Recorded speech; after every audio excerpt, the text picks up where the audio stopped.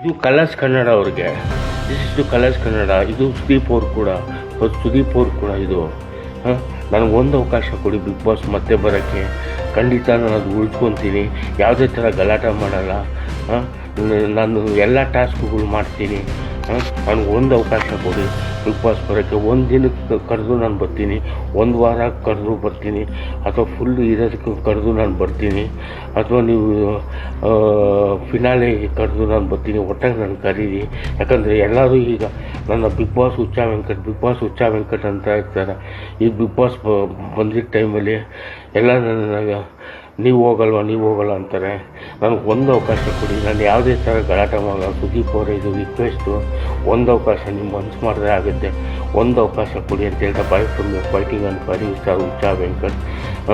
ಒಂದು ಅವಕಾಶ, ಒಂದು ದಿನ ಆಗಲಿ, ಒಂದು ವಾರ ಆಗಲಿ, ಅಥವಾ ಫುಲ್ ಆಗಲಿ, ಅಥವಾ ಫಿನಾಲೆ ಕರೀರಿ ಅಂತ ಹೇಳ್ತಾ bye from fighting and firing star Huccha Venkat. ಇದು ಒಂದು ರಿಕ್ವೆಸ್ಟ್. ಇದು ಕಲರ್ಸ್ ಕನ್ನಡ ಅವ್ರಿಗೆ. ಇಷ್ಟು ಕಲರ್ಸ್ ಕನ್ನಡ. ಇದು ಸುದೀಪ್ ಅವ್ರು ಕೂಡ ಇದು ನನಗೊಂದು ಅವಕಾಶ ಕೊಡಿ ಬಿಗ್ ಬಾಸ್ ಮತ್ತೆ ಬರೋಕ್ಕೆ. ಖಂಡಿತ ನಾನು ಅದು ಉಳ್ಕೊತೀನಿ. ಯಾವುದೇ ಥರ ಗಲಾಟೆ ಮಾಡಲ್ಲ.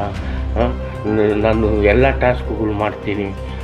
ನನಗೊಂದು ಅವಕಾಶ ಕೊಡಿ ಬಿಗ್ ಬಾಸ್ ಬರೋಕ್ಕೆ. ಒಂದು ದಿನಕ್ಕೆ ಕರೆದು ನಾನು ಬರ್ತೀನಿ, ಒಂದು ವಾರ ಕರೆದು ಬರ್ತೀನಿ, ಅಥವಾ ಫುಲ್ ಇರೋದಕ್ಕೆ ಕರೆದು ನಾನು ಬರ್ತೀನಿ, ಅಥವಾ ನೀವು ಫಿನಾಲೆ ಕರೆದು ನಾನು ಬರ್ತೀನಿ. ಒಟ್ಟಾಗಿ ನಾನು ಕರೀರಿ. ಯಾಕಂದರೆ ಎಲ್ಲರೂ ಈಗ ನನ್ನ ಬಿಗ್ ಬಾಸ್ ಹುಚ್ಚ ವೆಂಕಟ್ ಅಂತ ಇರ್ತಾರೆ. ಈ ಬಿಗ್ ಬಾಸ್ ಬಂದಿದ್ದ ಟೈಮಲ್ಲಿ ಎಲ್ಲ ನನ್ನ ನೀವು ಹೋಗಲ್ವ ಅಂತಾರೆ.